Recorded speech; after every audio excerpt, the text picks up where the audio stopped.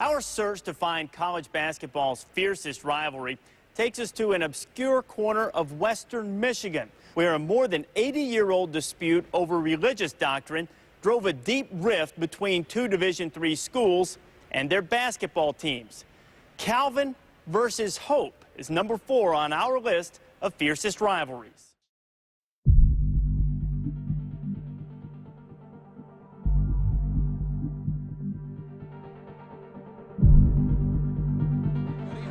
And we welcome you to Calvin's Knollcrest Fieldhouse. It's going to be a wild one here tonight, the 104th meeting between these two MIAA rivals.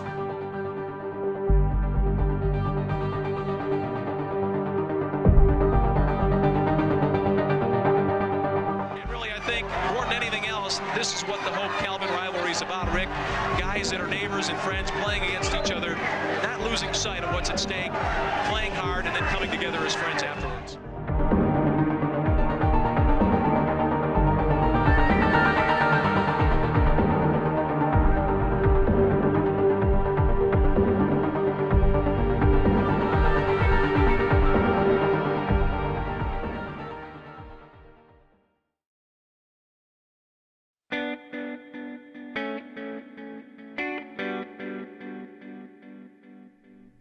I'm Andy Fortier, a senior communication major at Hope College.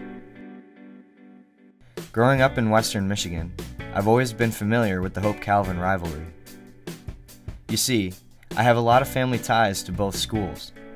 My grandparents grew up in Holland and are diehard Hope fans. My aunt and uncle went to Hope in the 1980s. My cousins starred on the baseball field for Calvin. And my sister and I both currently attend Hope.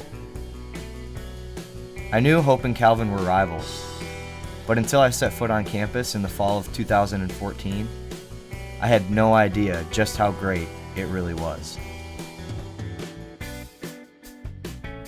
My first Hope-Calvin game wasn't one to remember for the Dutchman. Hope lost by 20 and never really had a chance the entire game. What I do remember, however, were all of the fans packed into DeVos Fieldhouse that night. It was then when I truly understood what this game meant to the communities of Holland and Grand Rapids. Growing up as a youngster, I was exposed to the Hope-Calvin game. I mean, my parents were graduates of Hope, my grandpa was, and they talked about the Hope-Calvin game all the time. And so it started when we moved here when I was a junior in high school, and then I went to the games. And then I came to Hope, and then since then it just has moved. You don't want to miss one, and it's so very, very exciting. And then I had the privilege to coach in 87 Hope-Calvin games, and that was just the best, absolutely the best. Well, for me, my first exposure was my freshman year. And in the recruiting process, I didn't attend a Hope-Calvin game, so mine was kind of baptism by fire, and it was amazing. You know, you heard all about it building up to that week, that game, all kinds of hype with student ticket sales and you know, just more people attending practice than normal, I guess, and coach talking about it and veteran players talking about it. You really didn't have a clue how big it was until you actually show up in the arena and you see the energy, feel the energy. It was very unique, but awesome. Yeah, I have a bit of a unique experience because I'm from the Grand Rapids area, and I also have a parent who was a faculty member here at Calvin growing up, and so I kind of grew up around the Calvin-Hope rivalry. I also went through the Grand Rapids Christian school system, and so it's kind of a natural thing to do on the weekend or thing to do during basketball season, particularly when you play yourself, to go to the basketball games at Calvin. And so, of course, you get told pretty early on about the Calvin-Hope rivalry. So I would say I was, elementary school to middle school when I first got really invested in it. Well, when I first got the job, a lot of people said, do you know what you're getting into? Because I'm from Wisconsin, I'm not a Michigan guy, and I'm not a Calvin graduate. And I said, oh yeah, I've been a part of some big rivalries before, and when I came, I had no idea what I was getting into as far as how big of a rivalry it was. And my first game, we actually played at the new Van Andel Arena downtown, and it sold out 12,000 tickets before it had a chance to go to Ticketmaster. It was going to be sold in our team's box offices, and then after 2 weeks or whatever, it was going to go to Ticketmaster, and it never made it there. It sold out 12,000 seats. And at that time, Hope was really good, like Final Four, national championship caliber good. And I just remember being down 10 or 12 to nothing to start the game before we made it three. So I always say the good news is there was 12,000 people there, and the bad news, there was 12,000 people there. So I got a lot of suggestions after that game. It was intense, but to me it was one-sided as a kid. It was Hope or nothing.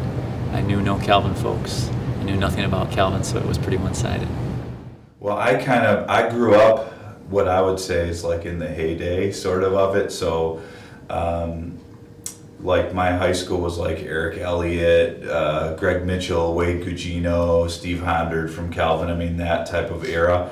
And I think I'm old, so you get a little bit spoiled and think, oh, those were the eras. But I mean, like in terms of like having like legit D1 prospects, I mean, like people that had NBA tryouts afterwards, you know, it was pretty amazing. Hoops, you know, and they were winning national championships, and Hope's #1 in the nation. I remember that stupid game at the Civic, you know, when they hit a shot at the buzzer to beat Hope, when, you know, Hope was, you know, #1 in the nation or something like that. And just, you know, those kind of things, the back and forth, the energy back in the day of the Civic being just kind of crazy. The old days of Knollcrest at Calvin. So, I mean, those were really sort of my memories growing up and kind of experiencing, I would always say, like basketball at its best. And Hope had a tremendous team in 1991. I think they were ranked #2 in the country. Had a big center who was just tremendous, Wade Gugino. Kali Carlson, who is the assistant coach for the Hope women's basketball team. He was a tremendous player. Eric Elliott, All-American point guard, another tremendous player. And they had a bunch of other players that were quote-unquote role players, but, you know, could have been stars on any other team. Bart Verhulst, for instance, comes to mind. Folks like Doug Meskar was really good. Just a lot of really, really talented Hope teams. And then on the same token, Calvin had its All-Americans. Steve Hondard, who was named the Player of the Decade by Division III News for the decade of the 1990s. And the all-time leading scorer at Calvin. He scored 61 points in one game, not against Hope, but in an MIAA game against Kalamazoo.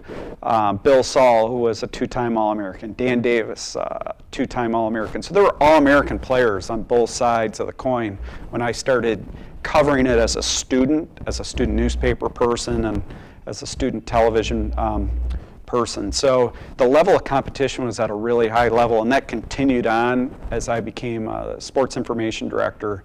Hope went to the national championship game twice in the 1990s. Joel Holsteg was a huge part of that. They had some other great players too. Dan Van Hecken comes to mind. Dave Muhlenberg was a tremendous player. And Hope kind of took control there in the mid to the late 90s, and then Calvin in 2000 breaks through and wins the national championship with a couple All-Americans and Jeremy Veenster and Aaron Winkle. And then throughout the 2000s, and really since then, it's kind of been this back and forth. What I found most interesting during my research was how close the series between the two teams actually was. After almost 100 years and 196 games, Hope leads the series 101-95. And the two teams are separated by just 84 points all time, which averages out to only 0.43 points per game. But it can't just be the statistics that make this rivalry great. So I got together with my classmates, Steve and Kevin, and we set out to find what makes this rivalry one of the best in the country. I mean, pastors talk about it from the pulpit. Mothers and dads talk about it with grandpas and grandmas. Parents, families talk about it with what they have at their house, and the marriages have a Calvin person marrying a Hope person, and you've got all these dynamics that go on that you have to sort of work through.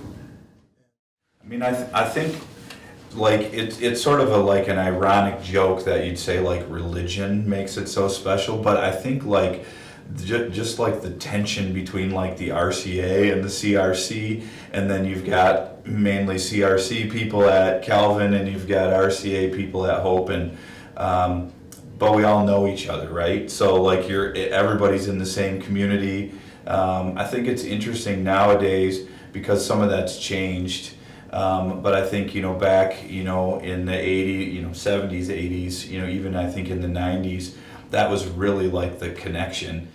The fact that it's very close in proximity geographically, I think the two schools are roughly 27 to 30 miles apart. So it has a little bit of a Duke, North Carolina feel where two conference rivals that are competing for conference championships that are located very close together. A lot of alumni that are very close in proximity, that know each other, live around each other, and that type of thing. And both teams have been very successful at a national level. Calvin's won a couple of national championships. Hope's been to the championship game a handful of times and been to the Final Four a handful of times. So the fact that both teams have been very successful at a national level as well, I think all of those things combine into making this a really great rivalry. From the outside looking in, going to Alma obviously had a unique perspective, and I think that the schools are a lot more similar than they like to give recognition for. They're, from an Alma standpoint, they're pretty much mirror images of each other. Hope and Calvin, from like the faith, the standpoint, the type of recruits that they get as players, the coaches, the morals that they're trying to instill as a community. I'd say as a whole, they're very much the same. But they're just, one's Grand Rapids, one's Holland, so that similarity, I think, adds to the rivalry too. Yeah, and I think if you like compare it to other rivalries like Michigan and Ohio State or Duke and North Carolina, it's just like once you establish that tradition and once it's set in stone, it's there and it's present and it's not going anywhere. So, and both schools have good programs. So in the early 80s, when I played, Calvin was down, and we never lost to Calvin. So it seemed like it was less of a big deal than when it's real competitive. So I think it goes also to the point that they're both very good programs.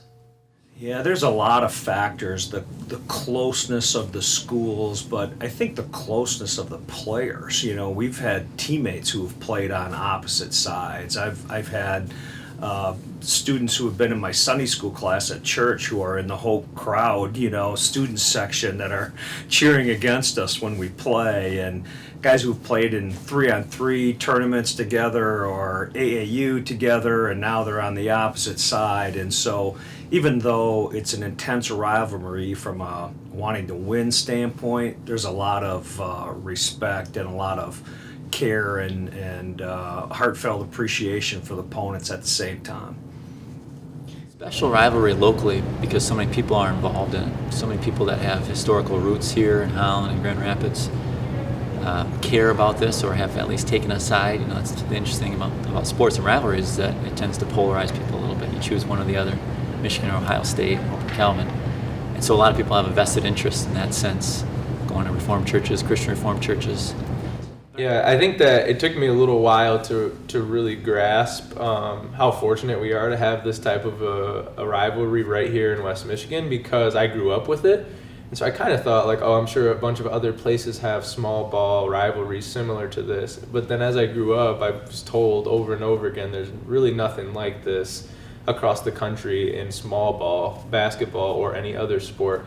And so, as I began to learn that dynamic, I was like, well, that's really interesting that this many people are invested in this and that it has such a long history and that there's a really cool narrative on both sides. I mean, it's so intense and so passionate and so traditional and like has so much tradition with it, which you don't get, like I said, like at the D3 level, like you have your Kentucky Dukes or your Duke North Carolinas and stuff like that, but you don't see it with like smaller colleges at all on the national level, besides like a Hope and Calvin, and then like we're always traditionally, both programs are traditionally so good that like it's always a good game, regardless if one program feels like they're down one year. Like it's a rivalry game, so literally anything can happen. And I think there's been so many games where anything has happened in the games that like it makes for like a storybook ending every time, pretty much. So. Well, I've been a part of an awful lot of them, you know, so there's always game winners and, you know, on both sides and that kind of thing. So I remember a lot of those. You know, I think I lost the first 4 games that I coached against Hope, and so the first one was pretty sweet here in the Calvin Fieldhouse. There was a game that Aaron Winkle hit a 35-footer to send the game into overtime, which we won. Caleb Veldhouse made a shot as a freshman, a step back 3 at the buzzer to win the game, and but we've also had some tough losses as well. We focus on everything. I can't say that I have a moment, but I think what I remember the most collectively is just the noise and the vibe, the pulse. You know, not being able to hear the ball bounce on the floor is something I remember as a player, or not being able to hear whistles right away. You know, it's that deafening and that exciting. So, yeah, just that hoopla and noise of the game is probably something that most resonates with me as a player, for sure. Play it like any other game, and you got to compete. It's the adrenaline's going to flow when the fans start screaming. But and it'll be bigger than the other games in that regard. From a parent standpoint, I'll probably be more nervous than other games because I don't like losing to Calvin. So. Yeah, like he said, it's just like any other game with preparation. But I'm just kind of excited to play in that environment. Like, not that many people get to play in that kind of environment at the D3 level. So, yeah, I'm just excited to go out there and do it. Well, I'll try to keep it somewhat balanced here because, you know, some of my favorite ones are ones where it was a Calvin victory. But I would think one that comes to mind just from me as a sports information director was a game that Hope actually won 70-56. 1997, the Calvin home game was moved to downtown Grand Rapids at Van Andel Arena, and it set a Division III single game attendance record of 11,442 fans. And I remember that because I have repeated that many a time. We had built up a losing streak of like 20 games in a row we lost to Calvin. I'm talking about ruining a rivalry. 20 games in a row we had lost to Calvin. And then I became the head coach, and I think 2 or 3 of my first coaching experience against Calvin coaching, we lost. So we had a losing streak of about 23 games. And we got good. I mean, the team got good. Recruiting took place. We got some really good kids, some really young kids, kids with a lot of enthusiasm. And in the Civic Center on this particular day, February 6, 1980, Hope 65, Calvin 57. The floor in the Civic Center has never been filled by people more than the first 30 seconds after that game finished. This moment in time, we made a t-shirt the next day that said, "The Day of the Dutchman," and they went like hotcakes. Everyone wanted to get one. The Day of the Dutchman was February 6, 1980, and that was Hope 65 and Calvin 57. Man, I can remember the guys that played. I can remember full court pressing. I can remember the steals. I can remember the baskets. But above all, I can remember the final score. It just was a great feeling at that point. And from that point, we went on. The year after that, we won, I think, 5 championships in a row. So that was a good start for us to get going. A funny thing was like 2010 or so, we were playing at Hope, and John Mantell was our center and our best player, very good player, but a little goofy himself, you know, kind of. And at the end of the game, we were ahead, and he was shooting some free throws, and a kid from Hope came out and ripped off his sweats and had nothing but a Speedo on. And it was perfect that it was John, because afterwards he said, I thought, God, I better make these free throws because there's a naked guy standing under the hoop. That's probably as far over the line as it's gotten, I would say. Yeah, well, the ironic piece that maybe you don't even know is, so the only time I played in the rivalry, I actually played for Calvin.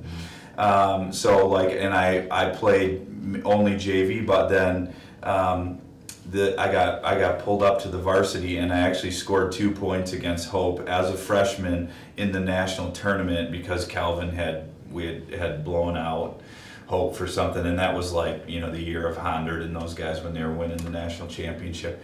And so like kind of an interesting twist, I think, to it.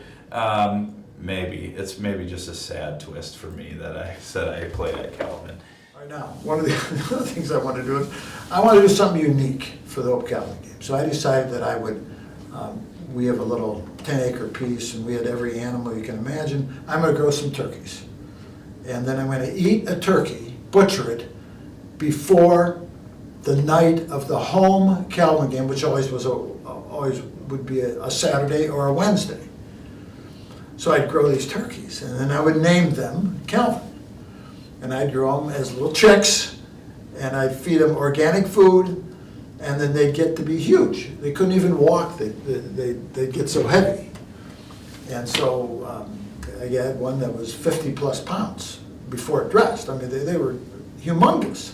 But then I would invite the players that would want to come out to clean Calvin, and then we'd eat it the next night. We'd eat it that night, and the next day we'd play the game.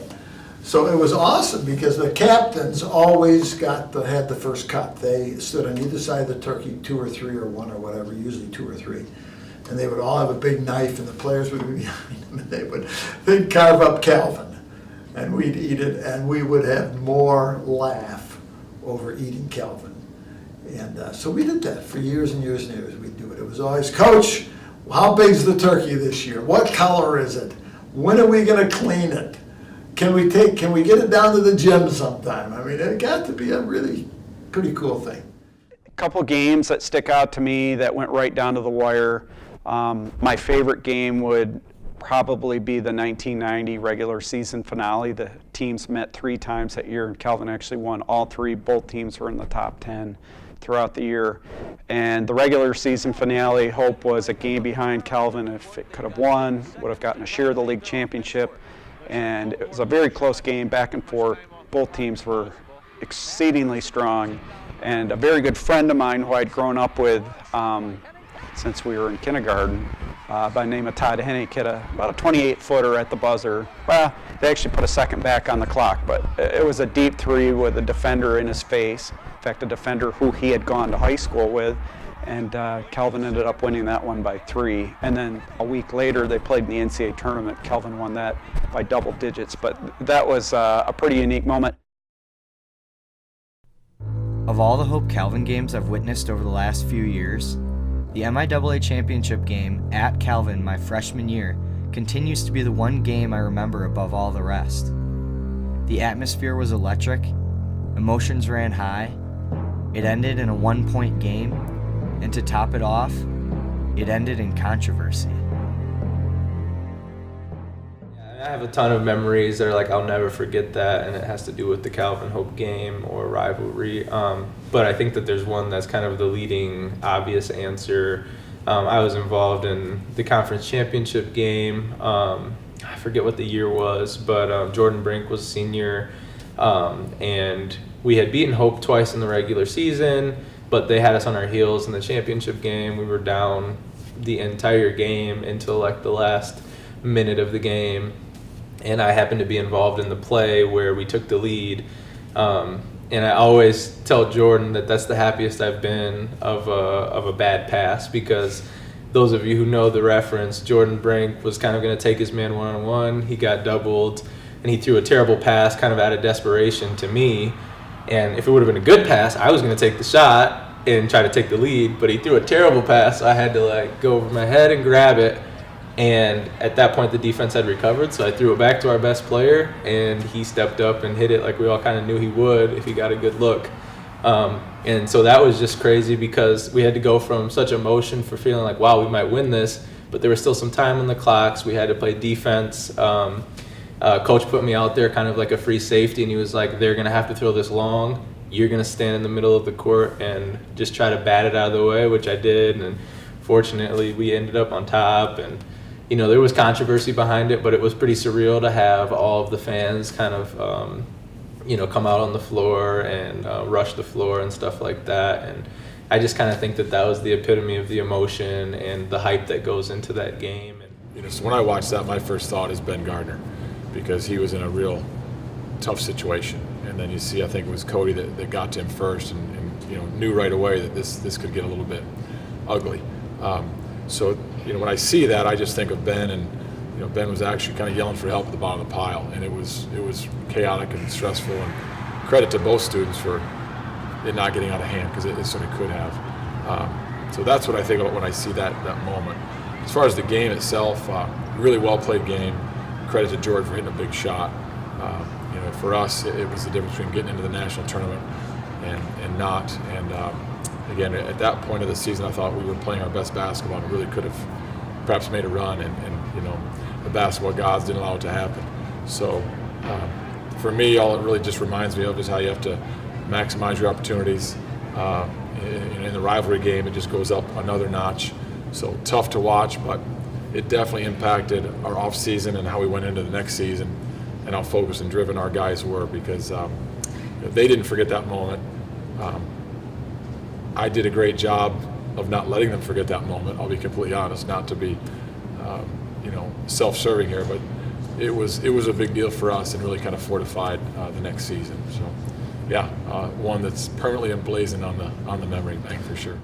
That's a tough one, because storming the court is kind of part of big-time college athletics. You know, I mean, it happens in a variety of sports, and we've certainly had it happen on the other side when the Hope crowd has stormed the court, you know, kind of a thing. So from that point, it's really an enthusiastic, really exciting and fun part. Obviously, it's unfortunate that Ben was down on the sideline, and the emotion of that loss was kind of crushing for him at that moment. I know one of our guys, when I walked by, was reaching down trying to help him up, and he didn't want to get up. And then our guys were kind of all around, and it was unfortunate. Certainly, I'm glad he didn't get hurt, and you know, those types of things. But the emotions run pretty high, and to win it, you know, having trailed for 39 minutes and 50 seconds in that game, it's unfortunate, because honestly that year we were the better team. We had won the 2 games prior to that, but when you play a team a third time, especially a rival, it's just so difficult, and it was just kind of a slugfest, and neither team shot well, and we kind of grinded it out and got to a point where we had a chance to win, and Jordan is about as clutch a shooter as we've had, and so it was pretty exciting for us that we won in that fashion. That definitely, I mean, that just kind of added to the fire a little bit. It was nice for me as like a freshman to see that, that was our freshman year. So as a freshman to see that, like, that was like, wow, like this thing's for real. Like this stirs up a lot of emotions in people, to see that in Ben and from their fans, and to see that out of Corey McMahon and stuff too. And just the way like our teammates handled that, that definitely stuck with us through that rest of the year. I think my thought process, because if you know the context and you watch the video, it wasn't just the Hope guys who were at risk of being kind of throttled. You know, that we had Calvin guys who had gotten taken out as well and who were on the ground. And so I remember pretty vividly our assistant coaches, we're like exuberant and like excited and trying to like celebrate, but I remember our assistant coaches kind of coming out and like clearing students off of not just Hope players but also our players, because we had a couple who just kind of got tackled out of excitement as well. So I remember thinking, oh shoot, I wonder who's under this pile. I hope that our guys are good. Not that I wasn't thinking about the Hope guys, but immediately my mind went to, I hope our guys aren't getting tackled under here. And then afterward, when it became clear that it seemed disrespectful and perhaps Ben got hurt underneath there, I definitely felt bad. But I also at the same time recognized I don't think any Calvin students were ill-intentioned, and were we at Hope, a similar thing probably would have happened, and it could have easily have been us had we lost the game that was getting trampled underneath there. You know what I'm saying? And fortunately, injuries weren't as bad as they could have been even. And I think that as controversial as that was and as potentially dangerous as that was, it's what goes into a rivalry like this, like it's what makes it what it is because people were so into the game, the fans were so into it and invested in the game that now we have another addition to the narrative, like we have another pinpoint in the history of Calvin Hope rivalry that people won't forget and that people can comment on, and everyone goes, yep, I remember that was this year and that was this player. And every rivalry has to have a history with key events in it, and that's probably an addition to the history of this rivalry. And I'm glad and feel fortunate that no one got hurt worse than what did happen. So. Through all the great players, coaches, games, moments, and even controversy, one thing has stood out to me throughout this entire process, and it's that the rivalry is special because of the people involved. We love it, and it's ours, and nobody can take that away from us. I love this game because just because of the fire of the game. If you're on fire, everybody wants to come and watch you burn. I love that quote. If you're on fire, everybody wants to come and watch you burn. I love to watch students get excited for a Hope Calvin game. I love it when we win, I love it when we don't, but I just love it.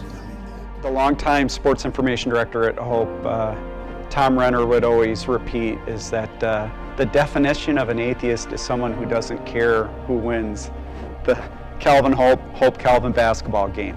And I guess what I take out of that is that it's not just a game, it's a talking point throughout the next 300 and some days, or the next few weeks after you've had the first game and then the second game. It doesn't matter at what point of the year it is. It could be the dead of summer. You could bump into somebody at a cottage or the beach or up north or in Italy or wherever. It's a talking point. So it's one of those rivalries that is just part of everybody's life here in West Michigan in particular, but for anybody who's got a vested interest in the rivalry, it's going to be a talking point probably for the rest of their lives. Well, I think rivalry is a unique thing for us to think about as Christians who engage in sport. The fact that sport is based on competition. Sport is based on trying to win something that therefore means that your opponent does not win. So it's an attempt to gain something that someone else then cannot have.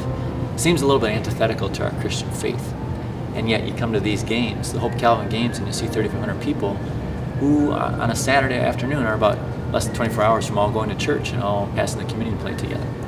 So it's a unique mixture of this relationship between our faith and our intensely competitive athletics. In some sense that seems incompatible, and I think in some ways it is.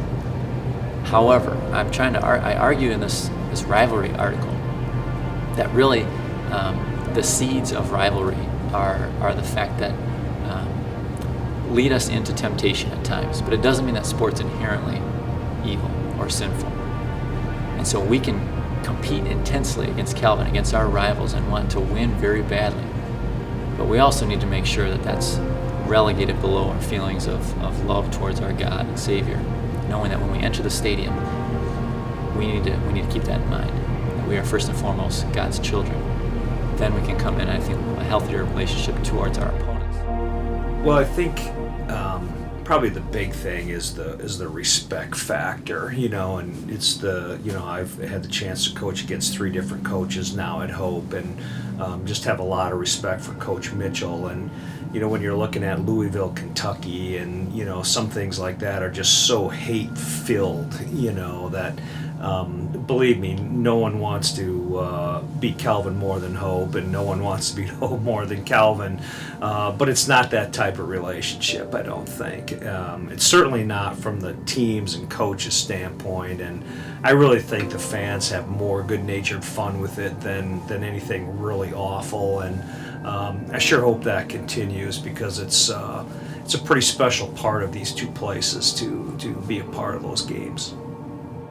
Well, I think it's pretty unique. You know, we all go to college for different reasons. I mean, I think in the recruiting process we talk about Hope being just an awesome academic institution with incredible professors and obviously great facilities, a great location.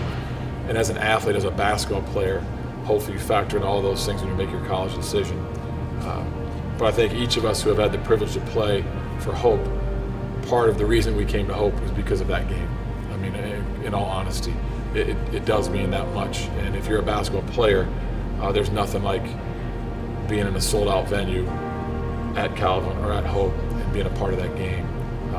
So as a player, as a coach, shoot, I'm doubly fortunate to be in that situation, and I still get to experience that 2, if not 3 times a year.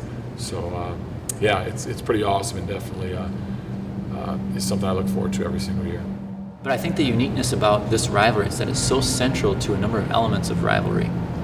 So people across the nation, I think, can learn from the fact that we have such a close relationship. And really, when we see rivalry in our lives, and in sports specifically, so much of it has to do with the fact that we are so similar. It's not about our differences, it's about our similarities. Hope and Calvin are like siblings. And so our schools are much more similar than they are different. And so in that sense, our rivalry is different from, say, even a Duke, North Carolina, that tends to attract different types of students.